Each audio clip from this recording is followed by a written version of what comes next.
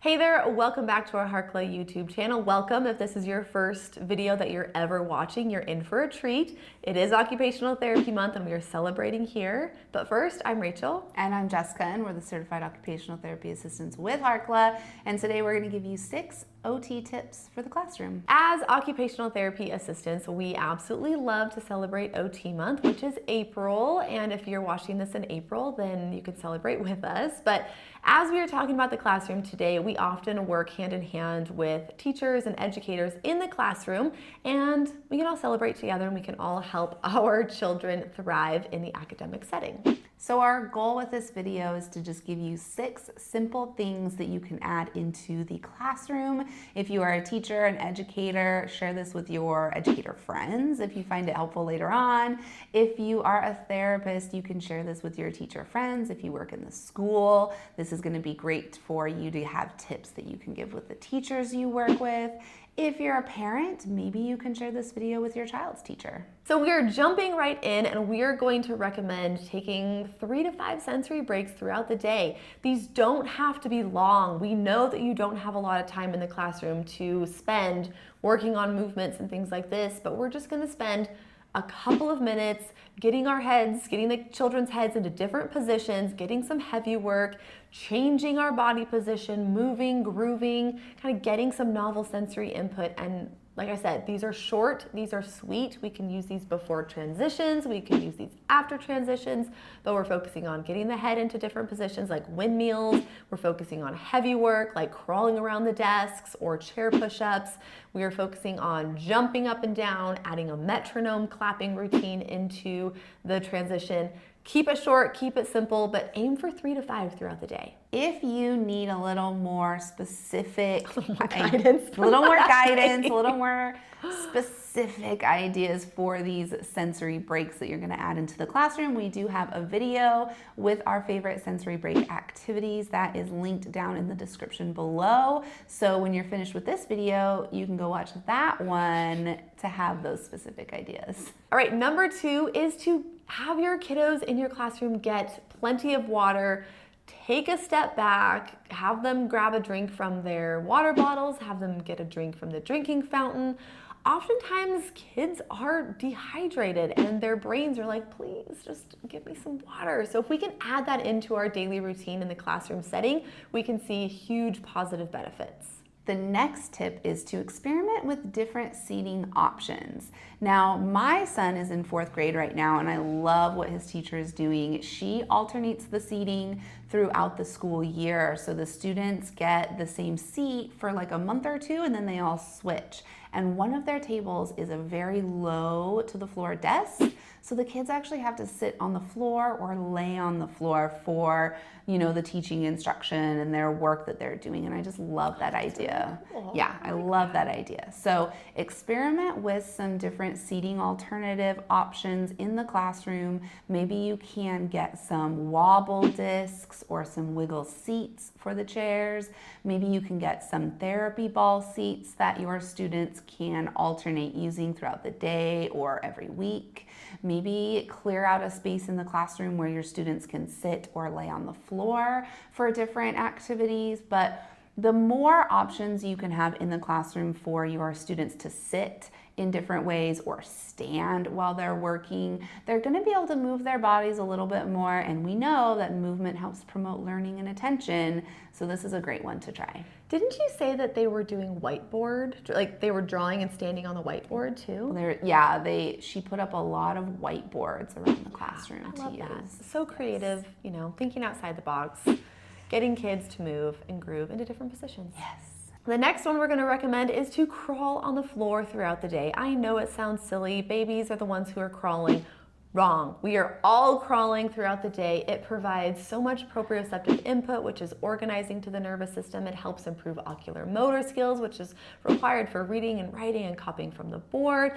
It helps to improve our posture and our core strength and our hand strength.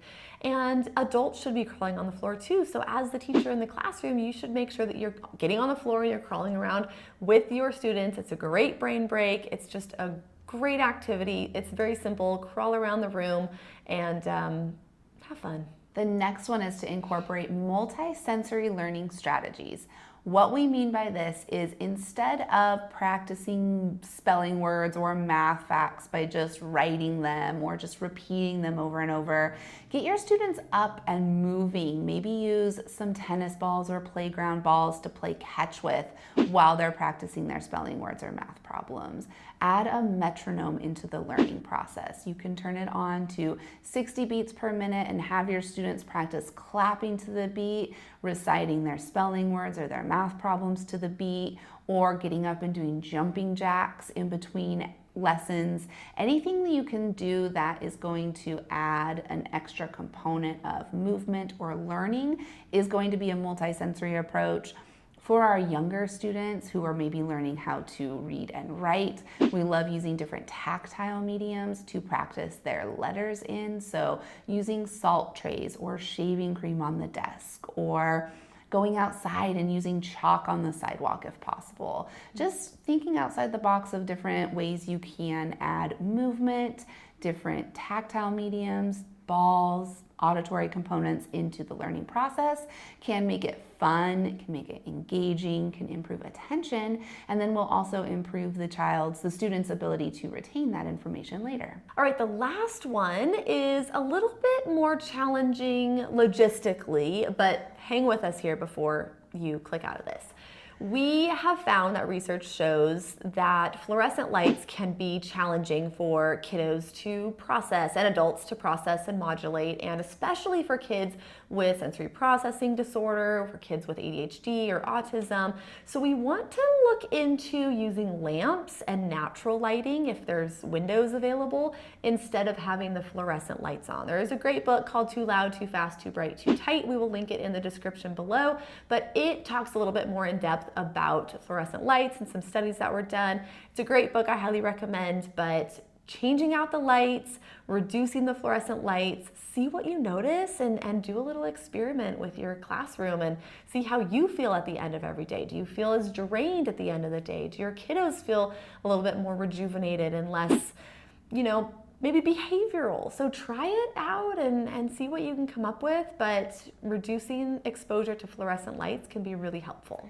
Amazon does have a variety of light cover options that you can look into that are actually designed for those big fluorescent lights that many schools have. So you can look into purchasing some of those to change how those fluorescent lights impact the learning, because it's going to dim them. It's going to make it so it's not so bright in your face. But I also like the idea of lamps. So maybe you can go to the thrift store and purchase a couple of really cheap lamps and set them around the classroom, turn off those fluorescent lights. Maybe not the whole day, maybe you don't have the option to do it the entire day, but maybe you can do it for part of the day and just change it out, like Rachel said, see how you feel. Yeah, or do your lessons outside and change it up if the weather's nice and get some natural light, go outside and spend some time changing your environment and, just keep track and see what you notice. We're all here for a good experiment, right? If you liked these tips, if you are going to try some of these tips, let us know in the comments. But also, if you're looking for more ideas on how to help your students improve their attention, their learning, their ability to get through their school day, we have a full digital course called Improving Focus and Behavior in the Classroom. And we really do a deep dive into sensory processing, primitive reflexes, and how those specifically impact our children's ability to learn and focus in the classroom. And we give you really simple, easy ways to implement strategies into the classroom for all students as well as for individual students who might need a little more help. So that will be linked in the description below so you can check it out. And with that, we are going to drop a new video every Tuesday, so make sure that you like this video, you subscribe, and you come back next week, and make sure that you celebrate OT month with us. You tell a friend about it, you share this video, and you spread the word.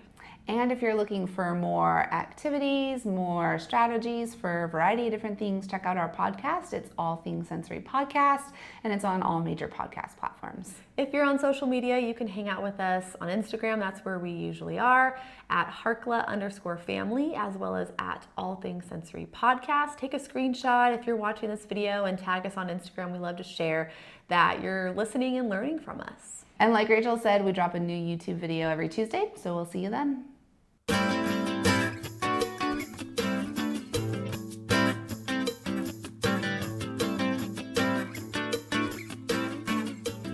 It's actually 3 to 5 minutes. But...